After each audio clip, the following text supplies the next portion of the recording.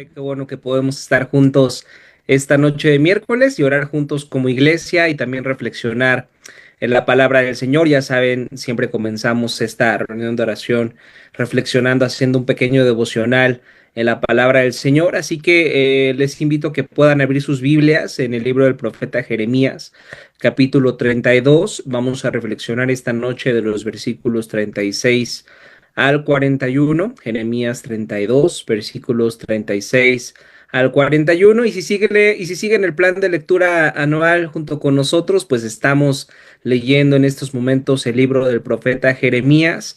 Y siempre que volvemos cada año a leer ciertas porciones de la Biblia, siempre parece como si fuera la primera vez que las leyéramos. A veces entendemos y aprendemos cosas nuevas de textos que a lo mejor ya no nos acordábamos de ellos. Y esta semana, mientras pude hacer la lectura, me topé con Jeremías 32 y lo que dice aquí es algo muy especial que tenemos que recordarnos todo el tiempo.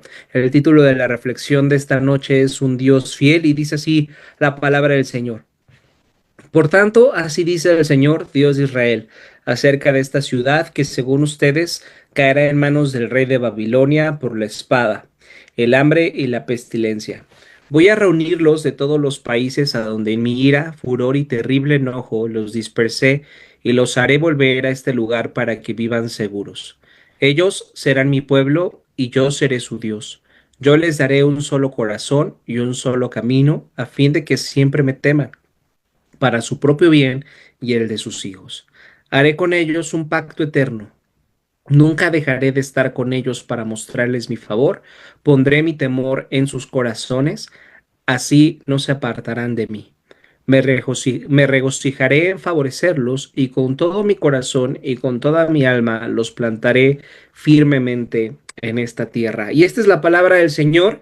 Tenemos que entender el contexto de esto que acabamos de leer y este mensaje fue dado por Dios a través del profeta Jeremías en un momento muy complicado.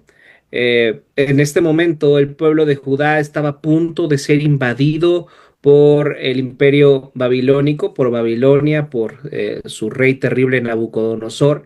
El exilio era inminente y todo era por el pecado del pueblo de Israel, por haberse apartado de Dios, por haber buscado seguridad e identidad en otros dioses, en otras promesas. A pesar de todos los actos de amor, que todas las formas en las que Dios mostró su amor, su fidelidad, al sacarlos de Egipto, al darles la tierra prometida, al proveerles jueces y reyes. Eso no fue suficiente para los corazones del pueblo de Israel. Y entonces eligieron alejarse de Dios, eligieron rebelarse en contra de su Dios. Y Dios, con justicia, siendo un Dios justo, declara que su juicio está por venir en contra del pueblo de Judá. Y mira lo que dice el versículo 36. Así dice el Señor acerca de esta ciudad que según ustedes caerá en manos del rey de Babilonia por la espada, el hambre y la pestilencia. Es decir, el juicio ya viene, el juicio está por venir. Dios no minimiza el pecado, Él en verdad está enojado y tiene razones para estarlo. Los va a dispersar, van a ir ellos al cautiverio, viene la desgracia, viene la destrucción de Jerusalén, eso es inevitable, pero fíjate lo que dice inmediatamente después en el versículo 37. Voy a reunirlos y los haré volver a este lugar para que vivan seguros. Entonces, ¿cuál es la promesa que Dios le está haciendo al pueblo de Israel en estos versículos? ¿Qué es lo que el Señor está prometiendo hacer? La promesa es que Dios sí está muy enojado con ellos, tiene que darles una lección a ese pueblo rebelde, pero el propósito de esa lección no es destruirlos, sino restaurarlos. Fíjense una cosa y tenemos que entender esto.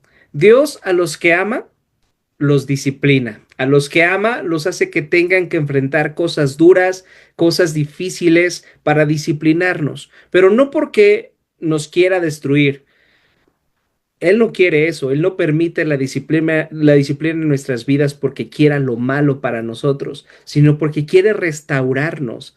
a través de esa disciplina, quiere que le conozcamos, quiere ganar nuestros corazones. Eso es lo que Dios quiere, ganar los corazones de personas como tú y como yo, como nosotros o como los israelitas, personas que no son dignos de su amor y que sin embargo Dios quiere amarlos, Dios quiere mostrarles su amor, Dios quiere que le conozcan. Y esto es algo increíble, esto es algo precioso que vemos en la Biblia. El Dios de la Biblia se revela como este Dios que es santo, que es perfecto y que sin embargo ama a su creación y ama de una manera muy especial a los seres humanos, de tal manera que busca salvarlos y a pesar de su necedad el Señor busca su restauración. Y el versículo 38 dice esto: ellos serán mi pueblo y yo seré su Dios. Fíjense cómo este texto nos muestra el corazón de Dios. ¿Qué es lo que Él más desea en su corazón? ¿Qué es lo que más anhela el Señor? Lo que más anhela y desea nuestro Dios es que seamos suyos. Dios desea que le pertenezcamos. Dios quiere que no tengamos en nuestro corazón nada que compita con Él, que podamos entender lo precioso de su amor, que podamos entender lo maravilloso de su amor y que nos deleitemos en ese amor, que hallemos nuestro consuelo, nuestra satisfacción y nuestro gozo en quién es Dios, en su amor, en su fidelidad, en su misericordia, en su gracia. Eso es lo que Dios más desea. Pero Dios quiere que le amemos voluntariamente. ¿Ustedes creen que Dios no tiene el poder para obligarnos a amarlo o para obligarnos a que lo obedezcamos? Por supuesto que sí, si Dios quisiera, nos obligaría a obedecerlo y nos obligaría a amarlo, pero Dios no quiere eso. Dios quiere que lo amemos de una forma voluntaria. Dios quiere que tengamos una relación genuina con Él. Por eso fíjense lo que dice: ustedes serán mi pueblo y yo seré su Dios. Y la pregunta que surge aquí es: ¿cómo lo va a hacer Dios? ¿Qué va a tener que hacer Dios para que seamos su pueblo y Él pueda ser nuestro Dios? Fíjense lo que dice el versículo 39. Yo les daré un solo corazón y un solo camino, a fin de que siempre me teman para su propio bien y el de sus hijos. Fíjense, esto me parece muy interesante, porque muchas personas se preguntan, nos han preguntado a lo largo de la historia: ¿por qué Dios quiere que le glorifiquemos? ¿Por qué Dios quiere que le temamos? Esto se trata de que es un Dios orgulloso, de que es un Dios egoísta, de que es un Dios que quiere simplemente la gloria para sí mismo. Pero este versículo nos deja muy claro por qué Dios quiere que vivamos una vida con un temor reverente hacia Él, porque quiere que vivamos una vida glorificándolo. No es porque Él sea un Dios egoísta y orgulloso que necesite nuestras alabanzas para sentirse bien consigo mismo. No, Él sabe que si nosotros le adoramos, si nosotros nos gozamos en Él, si nosotros le glorificamos, si nosotros le tememos, eso va a ser para nuestro propio bien y para nuestros hijos. Pero fíjense, ¿qué es lo que va a hacer Dios para que nosotros de manera natural podamos amarle y en lugar de que Él nos obligue a hacerlo, nosotros voluntariamente lo hagamos? Dice aquí el versículo 39 que nos dará un solo corazón. Fíjense, la Biblia es muy clara al mostrarnos cómo el problema está en nuestro corazón. Y esto nos permite como cristianos reconocer que no somos buenas personas. No somos cristianos porque seamos buenos o porque seamos obedientes. Venimos a Cristo porque nos damos cuenta de que estamos rotos, que estamos perdidos, que nuestra naturaleza es desobedecer a Dios, es odiar a Dios, es querer hacer nuestra voluntad sobre su voluntad. Esa es nuestra naturaleza. Y nosotros como cristianos aceptamos que es esa nuestra naturaleza y que sigue siendo nuestra naturaleza desafortunadamente. Y nos duele que esa sea nuestra condición. Y por eso hallamos refugio. ¿En quién? En Cristo Jesús, en Jesucristo. Entonces, la fe cristiana no es para pretender que no pecamos. Es porque pecamos que somos cristianos, es porque reconocemos que no somos lo que deberíamos de ser, que somos malos por naturaleza, que necesitamos que Dios nos salve de esta condición y nos ha salvado por medio de Jesucristo. ¿Se dan cuenta lo única que es la fe cristiana y lo diferente que es a todas las demás religiones. Porque en todas las demás religiones tienes que pretender que no eres malo, tienes que pretender que cumples con los estándares. En todas las demás religiones, su Dios les exige a sus seguidores que cumplan con todo para que los pueda recibir.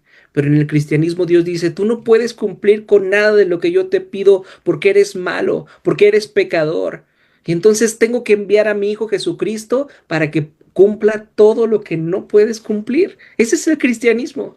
El Dios que es consciente de cómo somos, que no le sorprende cómo somos, le molesta cómo somos, pero no le sorprende y siente misericordia de ti y de mí y envía a su Hijo para que Él haga lo que Él sabe perfectamente que tú y yo jamás podremos hacer.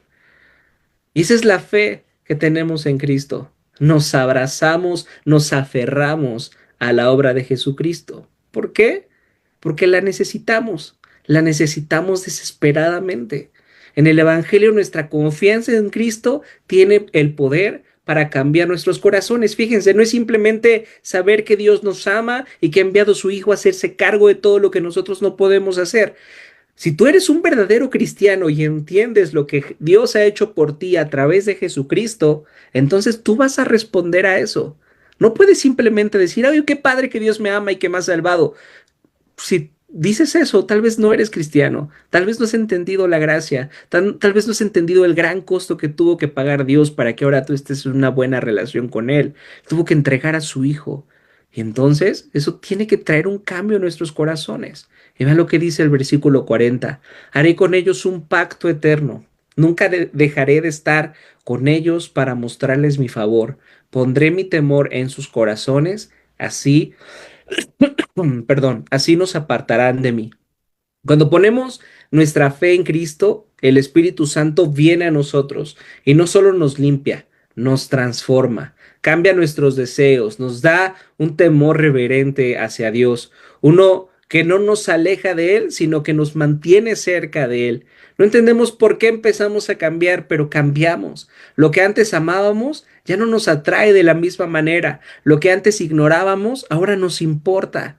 Es Dios trabajando en nuestros corazones, es el Espíritu Santo trabajando en nuestros corazones. Dios nos va transformando y nos va cambiando y vemos una transformación en nuestras vidas porque Dios por medio de su Espíritu Santo ha puesto su temor en nuestros corazones y no nos podemos apartar de él.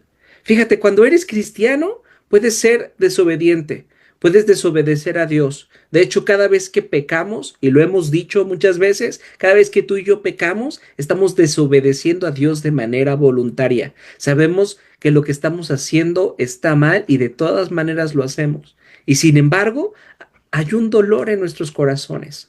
Hay un temor de Dios en nuestros corazones. Y la obra del Espíritu Santo nos lleva al arrepentimiento, nos lleva a confesar nuestro pecado y nos lleva a poner nuestra fe otra vez en Cristo.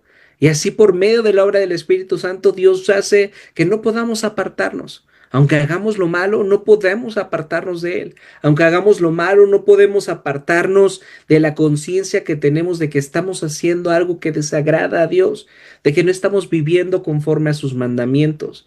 Y al ver nuestra condición miserable, otra vez, vamos a Jesús y nos mantenemos cerca de Él. No podemos apartarnos de Él. Lo necesitamos para que siga cambiando nuestros corazones. Y dice el versículo 41, me regocijaré en favorecerlos y con todo mi corazón y con toda mi alma los plantaré firmemente en esta tierra.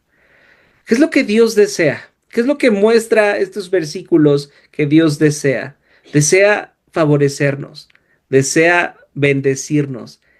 Y eso le trae una gran alegría, un gran regocijo. Él desea ser fiel por amor a nosotros. Desea ser fiel a todas esas promesas que Dios les hizo a los israelitas en aquel tiempo en la deportación de Babilonia. Todo esto que ocurrió en ese tiempo se ha cumplido por medio de Jesucristo. Todo lo que Dios le prometió al pueblo de Israel se ha cumplido por medio de Jesucristo. Y nosotros, la iglesia de Cristo, somos el testimonio de que Dios ha cumplido. Dios nos ha establecido en esta tierra por medio de Jesucristo, nos mantiene cerca de Él, nos bendice, se ha dado a conocer a nosotros, nos ha dado un Salvador para que podamos vivir con un nuevo corazón. sin tratar de ser algo que no somos, sin falsedades, sin hipocresías.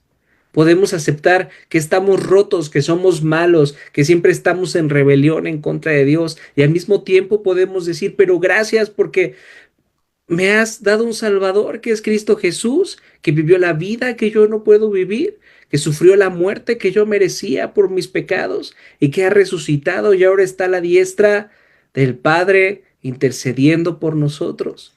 Y que Él escucha nuestras oraciones, sabe nuestras luchas, conoce lo que está ocurriendo en nuestras vidas, conoce nuestras circunstancias, conoce que son difíciles, conoce lo que estamos pasando. ¿Y saben qué? Todas las circunstancias de nuestra vida, Dios las usa para bendecirnos, para favorecernos con todo su corazón. Qué preciosa promesa la que tenemos aquí en Jeremías. Dios quiere amarnos y todo esto se ha cumplido por medio de Jesucristo. Hermanos, que esta noche mientras oramos recordemos que Dios nos ama y que está con nosotros, que nos ha elegido desde antes de la fundación del mundo y que ahora por medio de Jesús podemos acceder al Padre libremente, no por nuestros méritos, sino única y exclusivamente por los méritos de Cristo. Podemos acercarnos al trono de la gracia, que mientras oremos recordemos ese amor que se nos ofrece, que nos deleitemos en ese amor, que nos alegremos de ese Dios bueno que quiere hacernos bien, que quiere favorecernos. No hay nada que temer. Las circunstancias pueden ser difíciles, complicadas, pero tenemos un Dios bueno y tenemos que recordarlo esta noche mientras oramos juntos.